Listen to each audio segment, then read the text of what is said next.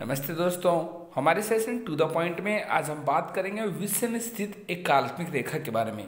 हम आपको बताएंगे वो भारत के किन राज्यों से होकर गुजरती है, बताएंगे वो विश्व के कितने देशों से होकर गुजरती है, कितनी डिग्री पर रेखांकित है वो काल्पनिक रेखा, और बताएंगे उस नदी के बारे में भी जो उस काल्पनिक रेखा को दो बार काटती है, और बताएंगे वो भूमध्य रेखा के उत्तर में है या दक्षिण में है। आज हम बात करेंगे कर्क रेखा की, और बताएंगे हम आपको एग्जामिनर आपसे एग्जाम में कैसे क्वेश्चन पूछेगा।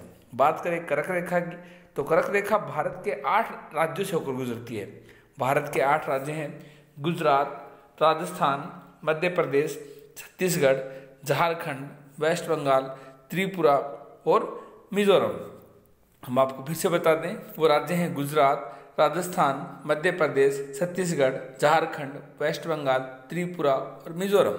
एग्जामिनर आपसे पूछेगा कि कर्क रेखा यानी ट्रॉपिक ऑफ कैंसर जो एक काल्पनिक रेखा है वो भारत के कितने राज्यों से होकर गुजरती है। आपका आंसर होगा 8 राज्य।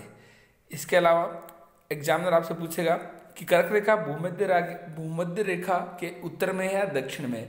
कर्क रेखा है भूमध्य रेखा के उत्तर में। इसके अलावा कर्क रेखा 23.5 डिग्री के कोण पर रेखांकित है, और इसके ऊपर 21 जून को दोपहर को सूर्य किरणें लंबवत होती हैं, यानी 21 जून को कर्क रेखा पर सूर्य की किरणें सीधी गिरती हैं। ये भूमध्य रेखा के उत्तर में है। ये लगभग भारत के मध्य से होकर गुजरती है।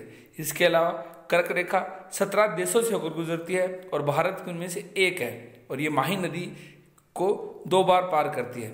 एग्जामिनर आपसे एग्जाम में पूछेगा कर्क रेखा को 2 बार काटने वाली नदी माही नदी कर्क रेखा कितने देशों से होकर गुजरती है। 17 देशों से, जिसमें भारत भी शामिल है। भारत में कितने राज्यों से होकर गुजरती है।